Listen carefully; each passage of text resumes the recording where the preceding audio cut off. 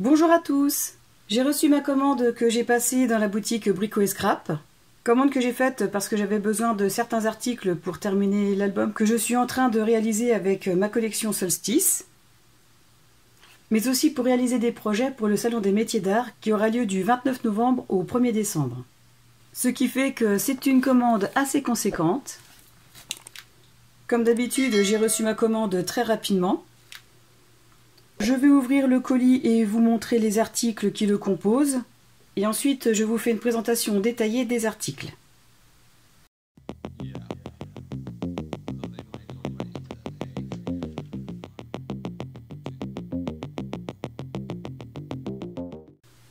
Donc comme d'habitude, le colis est très bien emballé, les articles très bien protégés aussi. Je vais sortir tout ça et vous montrer.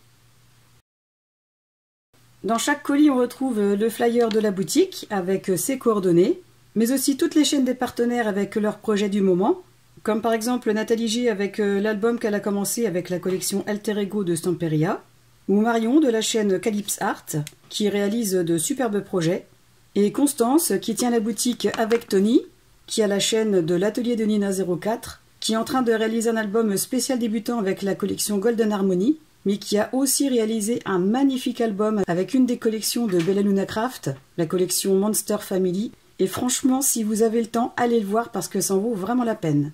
Je vous mets le lien de son album dans la description de cette vidéo.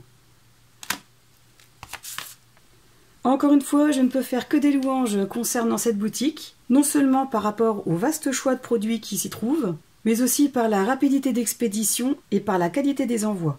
Comme vous l'avez constaté à l'ouverture du colis, les articles sont toujours bien protégés et sont rassemblés dans du papier cristal, ce qui permet d'éviter qu'ils ne soient abîmés durant le transport.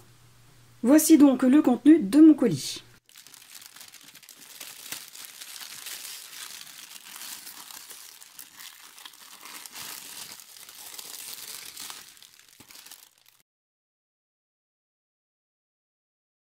J'ai pris du simili-cuir, une de cette couleur, un peu texturée,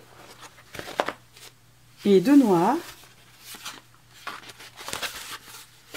J'ai pris aussi cette perforatrice de la marque Weissen Creative. Comme d'habitude, dans le colis, il y a les petites gourmandises, le thé et le café. Merci beaucoup. Ensuite, j'ai repris des peintures Allegro de la marque Stamperia, de l'élastique marron. Oh, en cadeau, j'ai reçu 2 feutres à alcool. Merci beaucoup. J'ai aussi reçu 3 plioirs de la marque Artist Décor. J'ai commandé ce cutter circulaire de la marque Weissen Creative aussi. Un moule Stamperia de la collection The Nutcracker. 2 sachets d'éphéméra. 2 sets différents d'aiguilles pour horloge. Un bloc 20-20 de la collection The Nutcracker et le bloc de fond de la même collection. Le petit récapitulatif. J'ai pris un paquet de cardstock Florence de couleur jacinthe en texturé. Un paquet de couleur River. Un paquet de couleur Ink. Et un paquet de couleur Océan. À présent, je vais vous présenter en détail tous ces articles. Comme d'habitude, je vous mets les liens de tous les articles dans la description de cette vidéo, ainsi que d'autres informations qui peuvent être importantes. Je commence par vous montrer les couleurs de peinture Allegro de la marque Stamperia que j'ai prises. J'ai pris 2 flacons de couleur chocolat.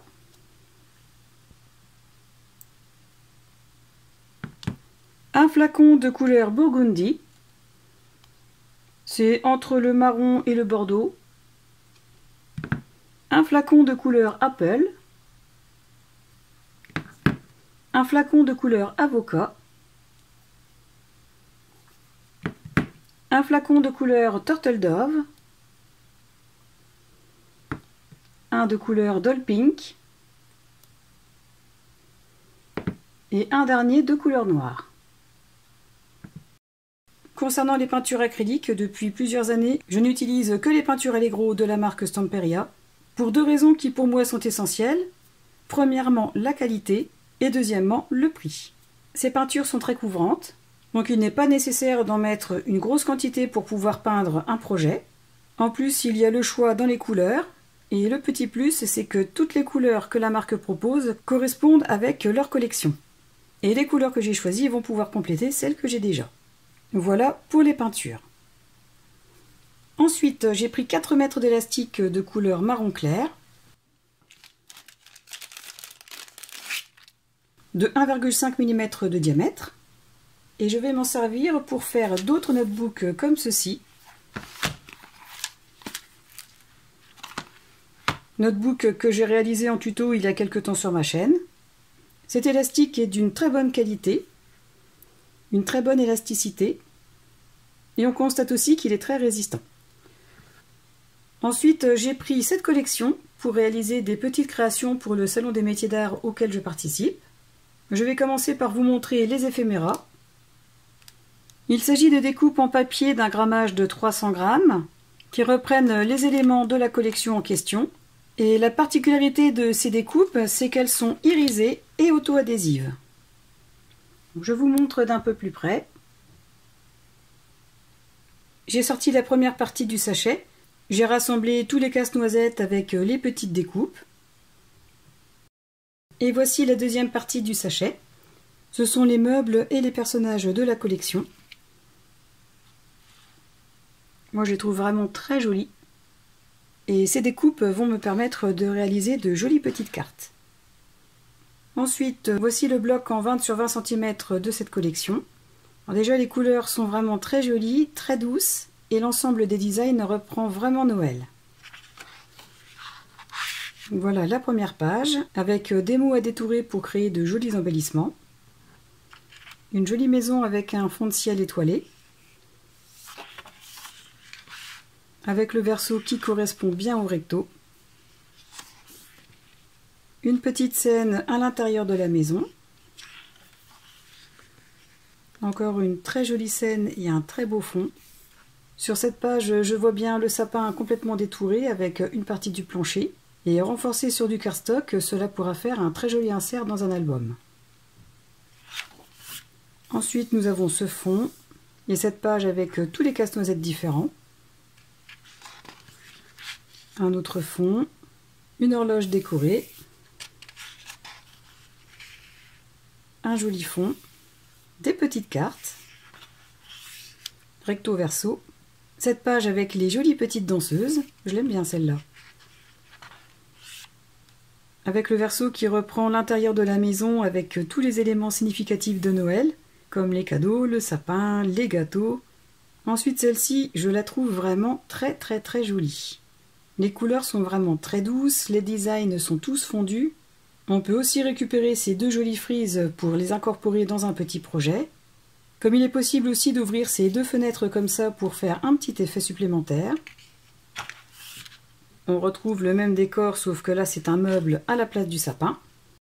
Ou alors c'est tout simplement que sur le recto c'est encore Noël et sur le verso Noël est terminé donc on a retiré le sapin. Sur cette page, on retrouve des éléments à détourer comme des tags, des marque-pages, 2 cartes et une jolie enveloppe. Et celle-ci aussi est recto verso. Sur celle-ci, d'autres éléments à détourer qui peuvent servir d'embellissement ou simplement de décor pour une carte. Et on a un joli fond aussi.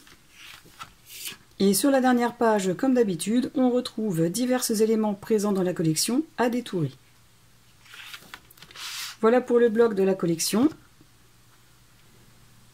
Voilà le bloc de fond en 20 sur 20 cm. On retrouve le décor de la première page de la collection principale. Plein de petits carrés à détourer. On a aussi ce très joli fond que j'aime beaucoup. Et le même fond encore plus épuré. Très joli celui-là. Le décor de la maison, et cette fois-ci il n'y a plus de meubles, plus de sapin. Et avec cette page, par exemple, il est possible de l'agrémenter avec les éphéméras, puisque dans les éphéméras, il y a des meubles. Ce qui peut nous permettre de faire une composition en 3D, par exemple en plaçant le sapin ici, ou alors la comptoise, ou bien la cheminée. Et pourquoi pas, avec cette page, réaliser un pop-up en mettant en scène les deux enfants qui dansent. Donc ce fond, qui paraît anodin comme ça, a vraiment beaucoup de potentiel. Sur les pages suivantes, on retrouve ces deux jolis fonds, avec une petite danseuse qu'il serait possible aussi de détourer si on en avait besoin. D'autres fonds dans les tons beige. Des fonds dans les tons bleus, celui-ci est très joli. Ce fond que l'on retrouve dans une des pages de la collection.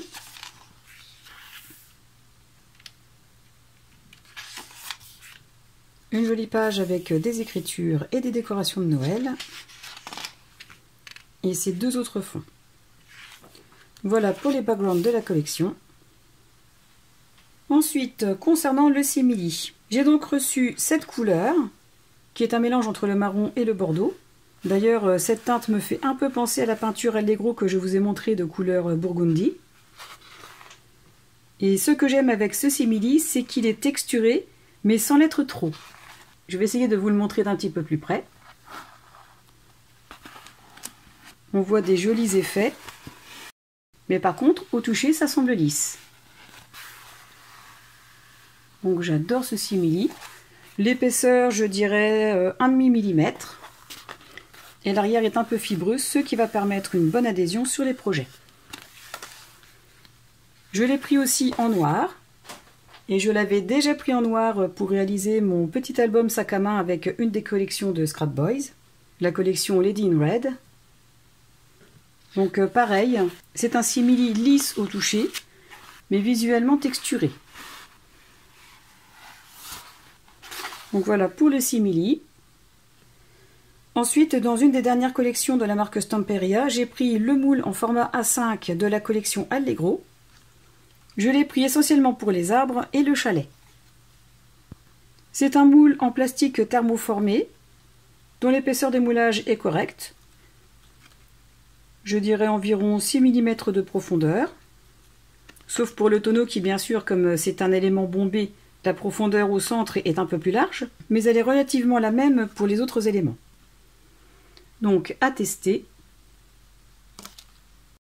Ensuite, j'ai pris ces deux jeux d'aiguilles de la marque Artist Décor, des aiguilles de design différents et de tailles différentes. Voici pour la première. Ici, vous avez les mesures. Et voici pour la seconde, beaucoup plus petite. Et ces petites aiguilles vont me servir soit à mettre dans des petites horloges réalisées en cartonnage, ou alors pour les incorporer directement sur des feuilles, sur un projet d'album ou de carte, pour donner un effet supplémentaire. Toujours dans la marque Artist Décor, j'ai reçu ces trois plioirs de formes et de tailles différentes. Dans un haul précédent, j'avais fait l'acquisition de celui-ci, et comme j'en étais très satisfaite, puisqu'il s'agit d'un plioir en téflon, j'ai voulu essayer d'autres références. Alors je vais vous les montrer là aujourd'hui, mais je vais faire une vidéo à part qui leur sera dédiée. Je vais commencer par vous montrer celui-ci.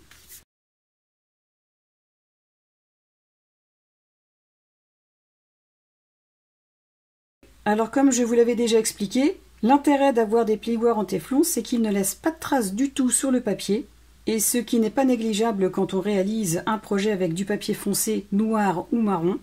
Mais tout ça, je vous l'expliquerai dans une autre vidéo. Je commence par ce plioir, de forme plate aux extrémités, plus sur l'une que l'autre, et avec une partie bombée au centre pour un meilleur maintien, ce qui va nous permettre de pouvoir aplatir certains projets sans abîmer par rapport à certains plioirs qui sont pointus, et de pouvoir accéder à des endroits très étroits, étant donné que cette extrémité est très fine. Voilà pour celui-ci. Ensuite, celui-ci.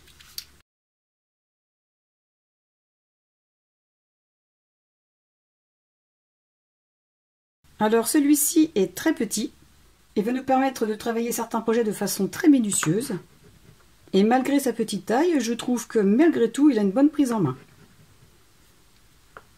Donc pareil, à tester. Et enfin le dernier.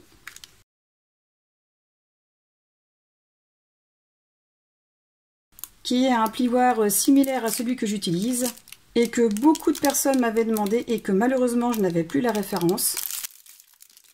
Et bien maintenant il est possible d'en trouver un similaire au mien. Et je dois avouer qu'il a la même prise en main, la même taille, les mêmes avantages avec un bout aplati à une extrémité et une autre extrémité avec un bout un peu plus pointu. Donc franchement je suis contente parce qu'à présent je vais pouvoir vous donner la référence pour ce plioir en téflon. Voilà pour les plioirs en téflon de la marque Artis Décor et je vous le répète encore, je vais faire une vidéo dédiée à ce sujet. Ensuite, cela faisait très longtemps que j'avais envie de prendre cette perforatrice, depuis que j'en avais vu la présentation de Constance sur sa chaîne L'Atelier de Nina 04. Mais comme on ne peut pas forcément prendre tous les articles qui nous font envie dans une seule commande, j'ai patienté et j'ai enfin pu la commander ce mois-ci. Il s'agit d'une perforatrice d'angle qui va nous permettre de faire 2 motifs différents et de percer. Perforatrice de la marque Weiss & Creative, qui est vraiment une très bonne marque de matériel de scrap. Je vais la déballer. Alors voilà à peu près une idée de sa taille. Elle tient dans la paume d'une main. On voit les 3 poinçons différents.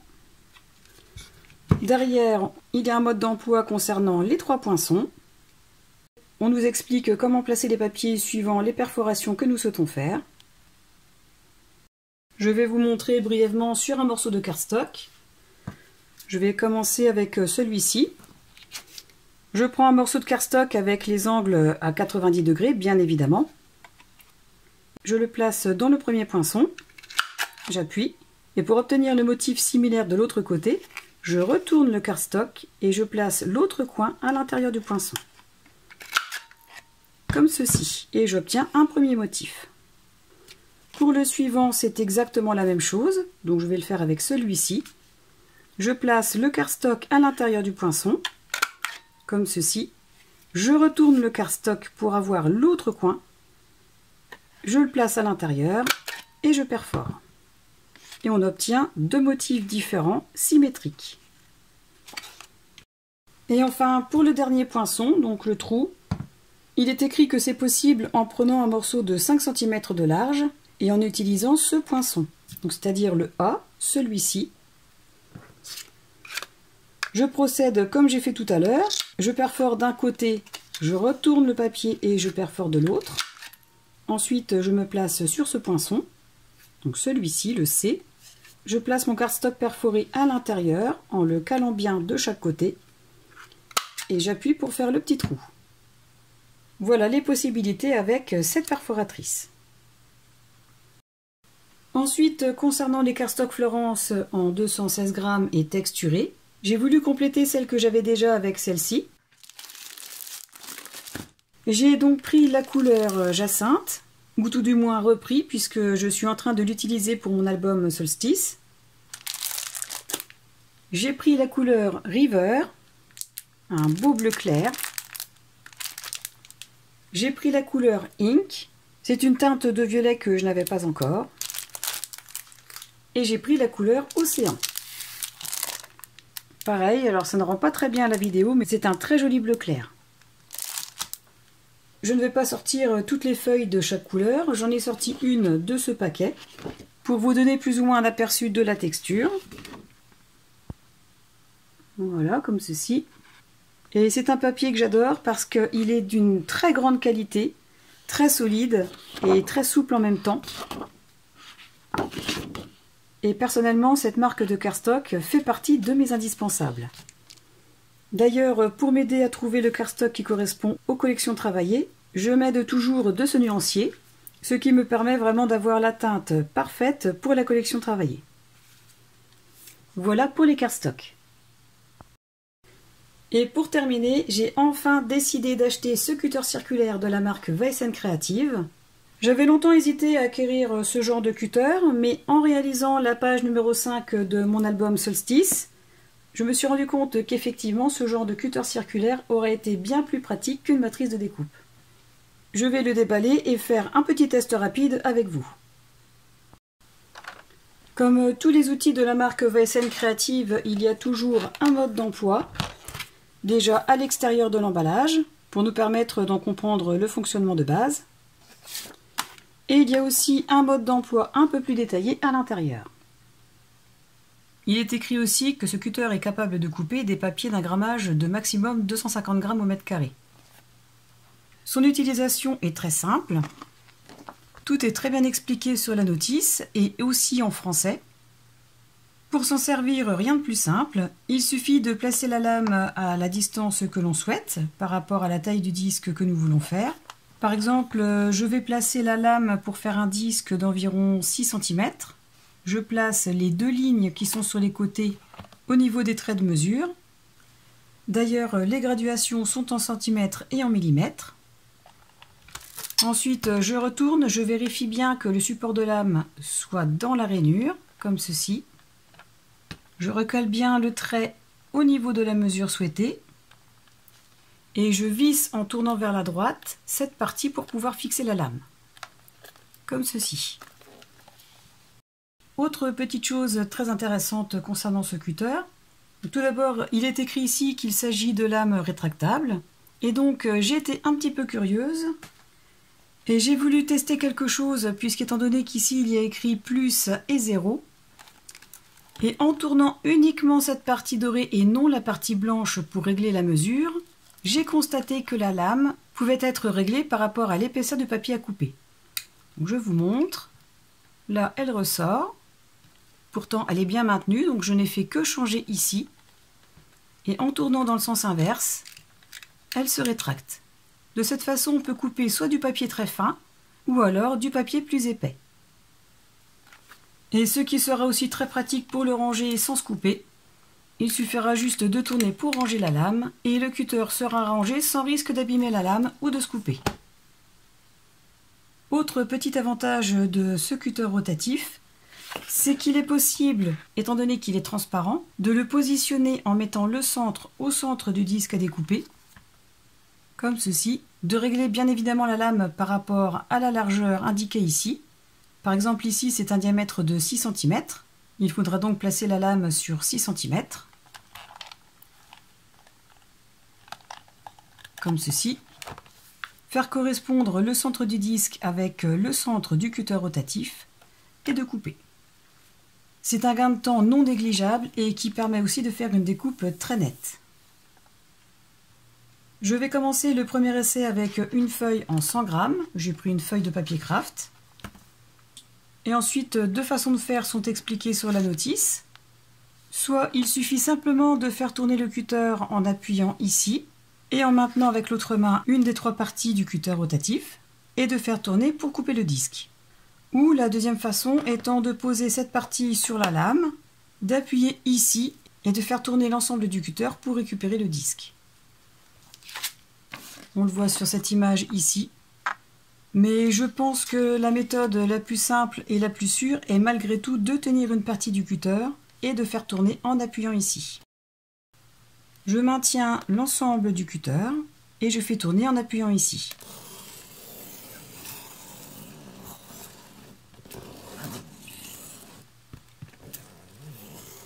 J'ai repassé un coup par ici parce que mon tapis étant un tout petit peu gondolé, il n'y a pas eu contact avec la lame, donc j'ai réappuyé ici pour que tout l'ensemble soit bien coupé.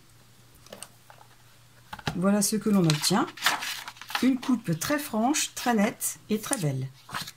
Et sans être non plus obligé d'avoir une grande machine de découpe comme la Big Shop Plus pour découper dans un grand format. En l'utilisant, j'ai constaté qu'il y a des billes à l'intérieur du disque, ce qui permet vraiment un mouvement très fluide du cutter. Et en dessous d'une des parties du patin se trouve un rangement dans lequel est placé 3 lames de rechange. Donc franchement, pour une première utilisation, je trouve que c'est un outil très pratique et très simple d'utilisation. Et pour changer les lames, rien de compliqué. Il suffit de dévisser complètement cette partie, de retirer le support avec la lame, retirer la lame et la changer. Donc vraiment quelque chose de très simple. Et pour la remettre, il suffit de placer la lame dans le bon sens, de façon à ce qu'elle puisse descendre par le trou, la replacer ici, et de revisser l'ensemble. Tout en s'arrangeant bien évidemment pour que cette partie dorée soit bien alignée avec l'encoche. Comme ceci. Et voilà.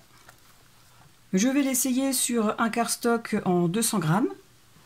Je vais faire la même chose que pour le cardstock en 100 grammes, c'est-à-dire que je place le cutter rotatif à l'endroit désiré, de façon à ce qu'il soit en contact avec le maximum du cutter rotatif, et j'appuie ici, et je fais tourner. Donc encore une fois, comme mon tapis est un petit peu gondolé, je vais appuyer ici pour passer. Et voilà la coupe que j'obtiens sur un papier 200 grammes. Encore une fois, la coupe est nette, propre, et je peux même récupérer le disque pour m'en servir. Je vais essayer maintenant avec un cardstock en 270 grammes. Il s'agit d'un cardstock Maya de la marque Clairefontaine.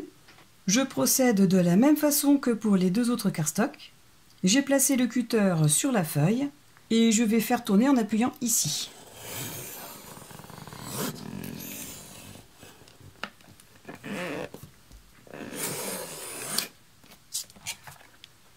Et j'obtiens une coupe un peu moins nette que les deux autres cardstocks, ce qui est tout à fait normal puisqu'il est bien écrit que ce cutter rotatif peut couper de façon optimale des cardstocks jusqu'à un grammage de 250 grammes.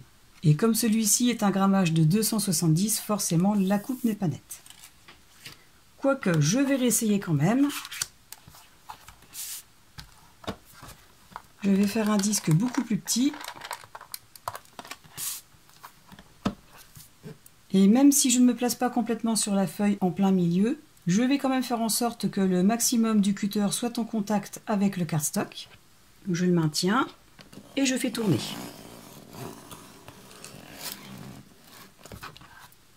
Et la coupe, finalement, est parfaite. En fait, je pense que c'est vraiment parce que mon tapis de découpe est gondolé. Donc voilà un test très concluant de ce cutter rotatif. Aussi bien dans les cardstocks très épais de 270 grammes comme dans des cardstocks de 210 grammes et 200 grammes. Et je suis donc très satisfaite de cet achat. Après, concernant l'épaisseur des cardstocks que vous voulez couper, il est évident que c'est comme pour les massicots, plus vous allez couper un grammage élevé, plus vous risquez d'abîmer plus vite la lame. Donc c'est pour ça que finalement, même si ça fonctionne, je ne m'en servirai que pour des papiers d'un grammage de 210 grammes maximum. Voilà concernant le test de ce cutter rotatif de la marque Walesen Creative. Cette présentation d'articles et de petits tests est à présent terminée.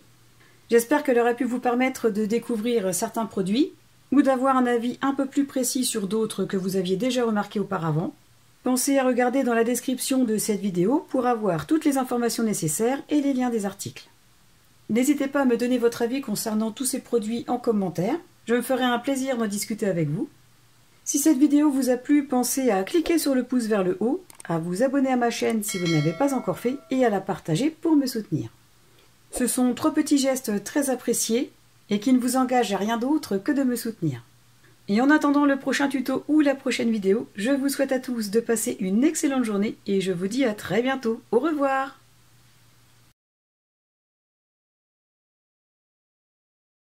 Et de toute façon, je vous mets le lien dans la description de ma vidéo. Ah, purée! Arrête, tu fais du bruit. Ces peintures sont très couvantes. Ces peintures sont très couvantes. Ces peintures sont très couvantes. Mais pourquoi j'y arrive pas? Ce sont des peintures vraiment très couvantes. Une très bonne élasticité.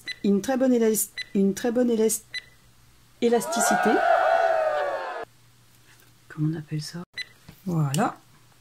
On obtient un disque parfaitement découpé.